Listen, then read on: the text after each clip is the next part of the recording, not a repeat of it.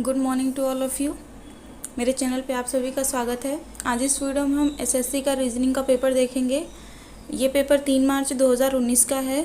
इसका मैंने जीके और हिंदी करा दिया है। अगर आपने वो वीडियो नहीं देखी है तो आप प्लीज़ चैनल पे जाके देख सकते हैं।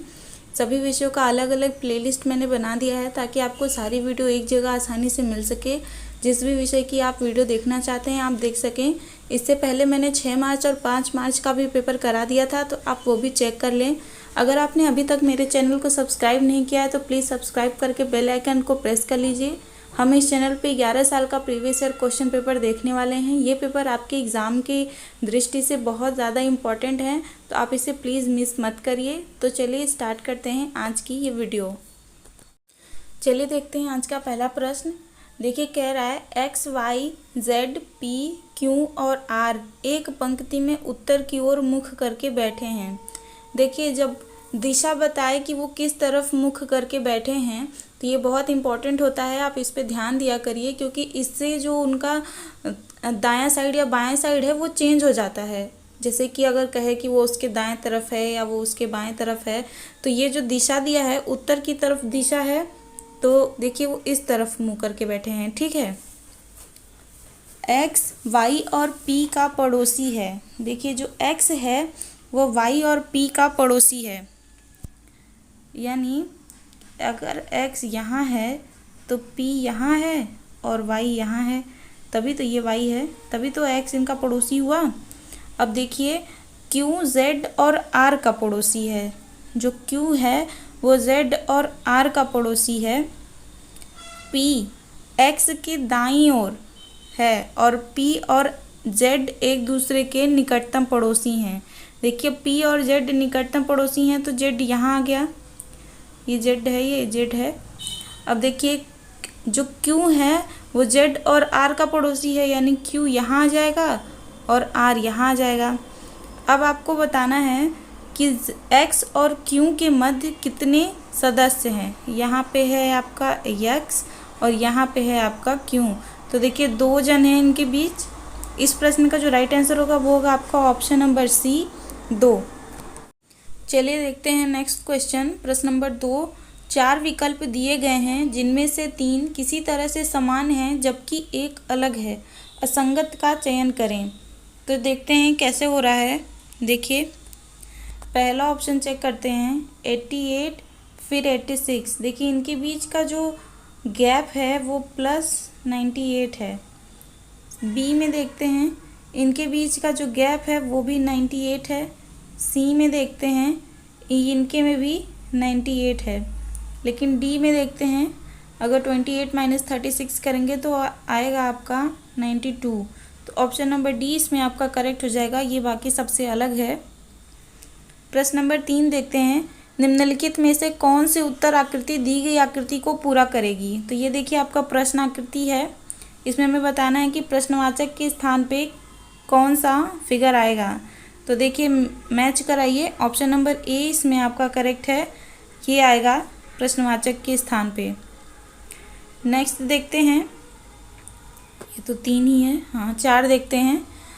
देखिए कह रहा है यदि प्लस का अर्थ माइनस है, माइनस का अर्थ है भाग, गुणा का अर्थ है प्लस और भाग का अर्थ है गुणा, तो हमें ये नीचे दिया गया जो समीकरण है इसे सॉल्व करना है। तो चलिए देखिए कैसे होगा। देखिए 256 - 4 है, ये 256 है। देखिए माइनस का जो अर्थ है वो भाग है, यानी यहाँ पे भाग है। और देखिए 4/2 है तो भाग का अर्थ क्या है, गुणा है, तो 4, अब यहाँ गुणा हो जाएगा 2। और गुणा का अर्थ ये देखिए यहाँ पे गुणा का अर्थ है प्लस, तो ये प्लस हो जाएगा 128। इस समीकरण को जब हम हल करेंगे तो देखिए पहले भाग जाएगा, ये यहाँ पे भाग है, तो ये हो जाएगा 64 × 2 + 128। इसे सॉल्व करेंगे तो आपका आ जाएगा 256। ऑप्शन नंबर 20 में आपका करेक्ट हो जाएगा। नेक्स्ट देखते हैं प्रश्न नंबर 5। यदि L को 14 लिखते हैं तो गोवा को कैसे लिखा जाएगा। देखिए इंग्लिश अल्फ़ाबेट में यानी अंग्रेज़ी वर्णमाला में जो l का स्थानीय मान होता है वो होता है 12। अब 14 कैसे लिख रहा है, +2 करके, ये +2 करके ये 14 लिख रहा है, ठीक है। अब देखिए गोवा कैसे लिखेगा, तो जो g का स्थानीय मान होता है वो होता है 7, o का स्थानीय मान होता है 15, 1 का स्थानीय मान होता है 1, a का स्थानीय मान। अब टोटल आ जाएगा आपका 23, ठीक है। अब देखिए l यानी कि यहाँ पे +2 किया था, केवल l का +2 है, तो एक तो आपका गोवा का +2 होगा, एक o का +2 होगा, एक a का +2 होगा, यानी टोटल आपका 6+ होगा। तो इस प्रश्न का जो राइट आंसर आ जाएगा वो आएगा आपका 29, ऑप्शन नंबर 20 में आपका करेक्ट हो जाएगा। नेक्स्ट देखते हैं, उस विकल्प का चयन करें जो दर्पण के दाएं ओर रखे जाने पर दी गई आकृति की दर्पण छवि से सर्वाधिक मेल खाता है। ये देखिए आपका प्रश्न है। अब इसकी तरफ अगर आप मिरर रख देंगे तो देखिए इसमें से कौन सही हो जाएगा। तो इस प्रश्न का जो राइट आंसर आएगा वो आएगा आपका ऑप्शन नंबर ए, ठीक है। आगे बढ़ते हैं, प्रश्न नंबर 7 देखते हैं। उस विकल्प का चयन करें जो सही रूप से रिक्त स्थान की पूर्ति करते हुए श्रृंखला को पूरा करे।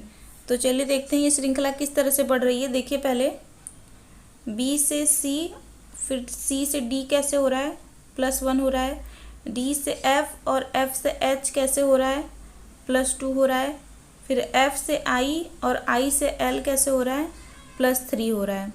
तो D से +1 करेंगे तो आएगा E, H से +2 करेंगे तो आएगा J, और L से +3 करेंगे तो आएगा O।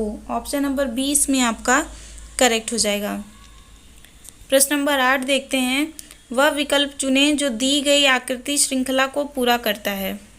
तो देखिए ये श्रृंखला बढ़ रही है, 1 2 3 4 5, तो छठे नंबर पे क्या आएगा। तो इस प्रश्न का जो राइट आंसर होगा वो होगा आपका ऑप्शन नंबर बी, ये इसमें आपका करेक्ट है। नेक्स्ट देखते हैं, उस विकल्प का चयन करें जो सही रूप में रिक्त स्थान की पूर्ति करते हुए श्रृंखला को पूरा करे। 225, फिर 269, फिर 324, फिर 390, उसके बाद बताना है कि क्या आएगा। तो चलिए देखते हैं, 225 और 269 का अगर आप अंतर निकालेंगे तो आएगा आपका 44 44, 269 और 324 का आएगा 55 55, 224 और 390 का आएगा 66। तो देखिए इसी तरह से 390 और अगली वाली का क्या आएगा, 390 + 77 कर देंगे तो आपका आएगा 467। ऑप्शन नंबर डी इसमें आपका करेक्ट हो जाएगा, ठीक है। आगे बढ़ते हैं, 4 शब्द दिए गए हैं जिनमें से 3 किसी तरह से समान हैं जबकि एक अलग है। असंगत शब्द का चयन करें। Credit card, memory card, debit card, bank card. तो ऑप्शन नंबर 20 में आपका सही हो जाएगा, मेमोरी कार्ड कंप्यूटर से संबंधित है, जबकि क्रेडिट कार्ड, डेबिट कार्ड और बैंक कार्ड तीनों बैंक से संबंधित हैं। प्रश्न नंबर 11 देखते हैं, ए, बी तथा सी शिक्षित हैं, ठीक है। तो यहाँ पे हम एस से शिक्षित कर लेते हैं, ये हो गया आपका ए, बी और सी। उसके बाद देखिए ए, सी तथा डी परिश्रमी हैं, ए, सी और डी परिश्रमी हैं। सी, डी और ई नौकरीशुदा हैं, तो इनसे हो गया सी, डी और ई। फिर उसके बाद है विनम्र हैं, ए, बी, डी तथा ई, ये विनम्र हैं, ए, बी, डी और ई। उसका पता लगाइए जो शिक्षित, परिश्रमी तथा विनम्र हैं परंतु बेरोजगार है। तो देखिए ऑप्शन नंबर ए इसमें आपका करेक्ट हो जाएगा। ए देखिए शिक्षित भी है, ए देखिए परिश्रमी भी है, ए विनम्र भी है, लेकिन नौकरी नहीं है। अब आप कहेंगे कि नौकरी तो बी के पास भी नहीं है, तो इसमें जो बी है वो देखिए परिश्रमी नहीं है बी, लेकिन ए परिश्रमी भी है, ठीक है। तो ऑप्शन नंबर ए इसमें आपका करेक्ट हो जाएगा। प्रश्न नंबर 12 देखते हैं, दिए गए विकल्पों में से लुप्त संख्या ज्ञात करें। हमें बताना है कि यहाँ पे कौन सी संख्या आएगी, तो इसके लिए हमें पहले इसे देखना होगा। देखिए 27 × 27 9 त्रिक 27, यहाँ भी 27 है, ठीक है। उसी तरह से 28 दूना के 56, तो 14 में किसका गुणा होगा कि 56 आएगा, तो वो आएगा आपका 4 का। ऑप्शन नंबर डी इसमें आपका करेक्ट हो जाएगा, ठीक है। आगे बढ़ते हैं। प्रश्न नंबर 13, एक निश्चित कूट भाषा में सिस्टम को METSYS के रूप में कूटीबद्ध किया जाता है। उस कूट में NORMS को कैसे कूटबद्ध किया जाता है। तो चलिए देखते हैं ये कैसे सॉल्व हो रहा है।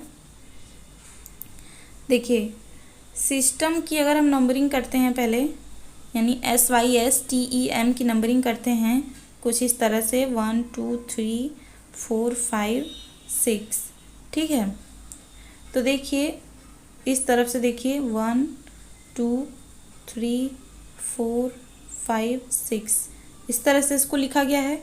उसी तरह से अगर हम नॉर्म्स को 1 2 3 4 5 करके लिखेंगे, तो जब उसका रिवर्स करेंगे तो क्या आएगा आपका आएगा पहले S, फिर M, फिर R, फिर O, फिर N।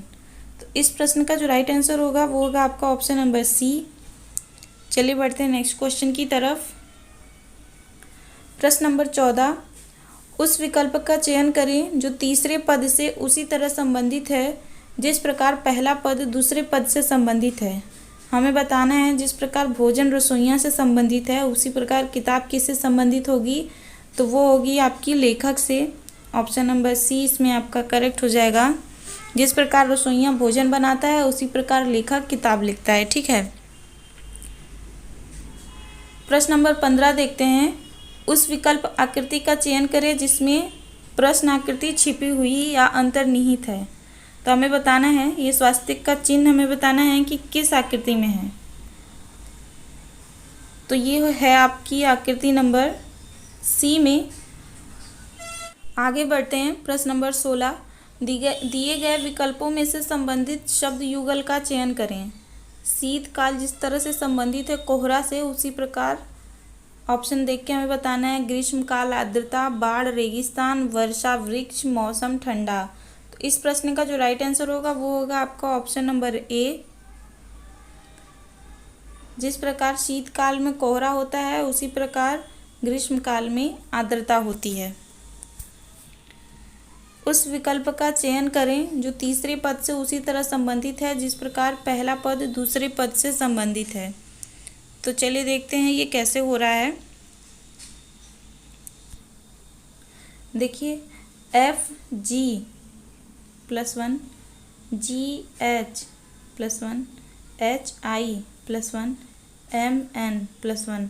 तो F का +1 करेंगे तो आपका आएगा G, फिर K का +1 करेंगे तो आपका आएगा L, D का +1 करेंगे आएगा E, और S का +1 करेंगे तो आएगा T, यानी कि GLET।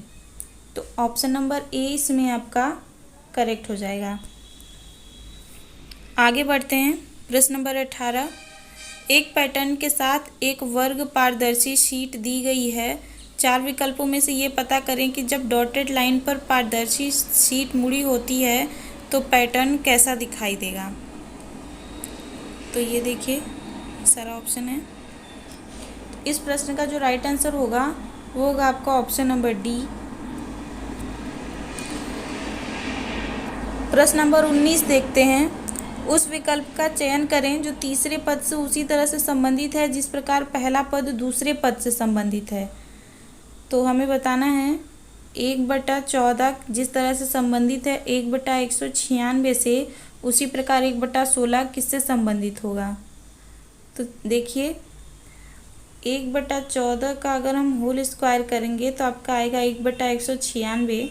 उसी प्रकार से अगर हम 1/16 का होल स्क्वायर करेंगे तो आपका कितना आएगा 1/256, ठीक है। ऑप्शन नंबर ए इसमें आपका करेक्ट है। प्रश्न नंबर 20 देखते हैं। वेन आरेख का चयन करें जो दिए गए 3 वर्गों के बीच संबंध को सर्वोत्तम दर्शाता है। 5 का वर्ग, 3 का घन और विषम संख्या। तो देखिए 5 का वर्ग कितना होता है 25, 3 का वर्ग होता है 3 का घन है, ये घन है तो होता है 27। तो हमें बताना है 25, 27 और विषम संख्या कैसे, कौन सा वेन आरेख बनेगा। तो ये ऑप्शन देख लीजिए। तो देखिए इस प्रश्न का जो राइट आंसर होगा वो होगा आपका ऑप्शन नंबर सी।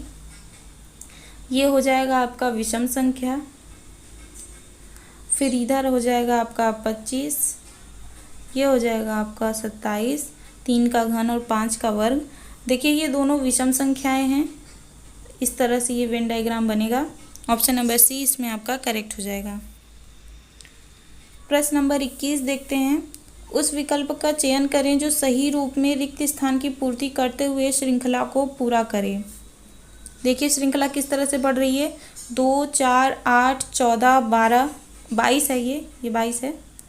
देखिए श्रृंखला बढ़ रही है, 2, 2, 4 कितना हुआ, 2, 2, 4, फिर 4 और 4 8, 8 और 6 14, फिर 14 + 8 22, तो 22 + 10 2, 4, 6, 8, 10, इस श्रृंखला में ये बढ़ रही है।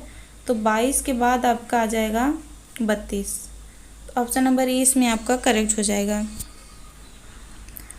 नीचे दिए गए कथनों के बाद 2 निष्कर्ष 1 और 2 दिए गए हैं। यह मानते हुए कि कथनों में दी गई जानकारी सत्य है, भले ही वह सर्वज्ञात तथ्यों से भिन्न प्रतीत होती हो, यह निर्णय करें कि कौन सा निष्कर्ष तार्किक और निश्चित रूप से कथन में दी गई जानकारी का अनुसरण करता है। देखिए कथन और निष्कर्ष देखते हैं। सभी झिंगुर पक्षी हैं, ये मान लीजिए झिंगुर हैं और ये है पक्षी।